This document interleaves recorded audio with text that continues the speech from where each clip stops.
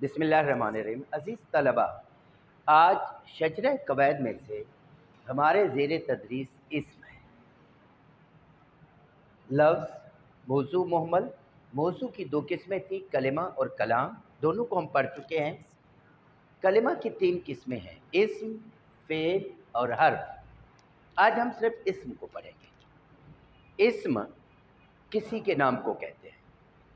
मिसाल के तौर पर अली, ईद, नमाज, दर, रुकू, बकरी, कलम, स्कूल वगैरह।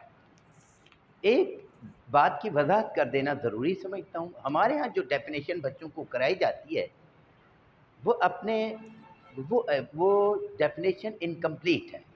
मिसाल के तौर पर किसी शख्स, जगह, जानवर या चीज़ के नाम को इस्म कहते हैं। ये आम तौर पर डेफिनेशन कराई जाती है। अब हमारे पास बेशुमार मिसालें हैं। पहले मैं उन चारों मिसालों को बता देता हूँ। किसी शख्स के नाम को जैसे अली, किसी चीज़ के नाम को जैसे किताब, किसी जगह के नाम को जैसे स्कूल और किसी जानवर के नाम को जैसे बकरी, इस्म कहते हैं। इसका मतलब ये हुआ कि इस्म जितने भी होंगे इन चार के अलावा नहीं होंगे। जबकि हम प्रैक्टिकली जब लैंग्वेज को बोलने लगते हैं तो उसमें हमें बेशुमार और नाम मिलते हैं। मिसाल के तौर पर नमाज है, अल्लाह है, जिब्रील है, मीकाईल है, बारिश है, गर्मी है, सर्दी है।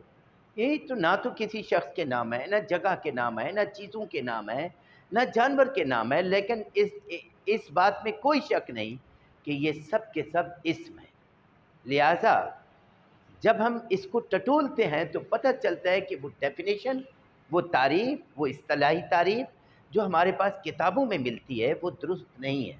तो इस बात को क्लियर कर लें कि इस्म की यही कंप्लीट डेफिनेशन है, किसी के नाम को इस्म कहते हैं। अब इसमें ये सब के सब आ गए।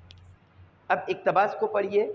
अली मेरा दोस्त है, हर नमाज, रुकू, क़याम और सुजूद के साथ अदा करता है। ईद और दिवाली शौक़ से मनाता है। इसी इक़्तिबास पर सवाल है, मुंदरजा बाला इक़्तिबास में से सिर्फ 5 इस्मों की निशानदही करें। यानी इस इक़्तिबास के अंदर 5 से ज़्यादा इस्म मौजूद हैं।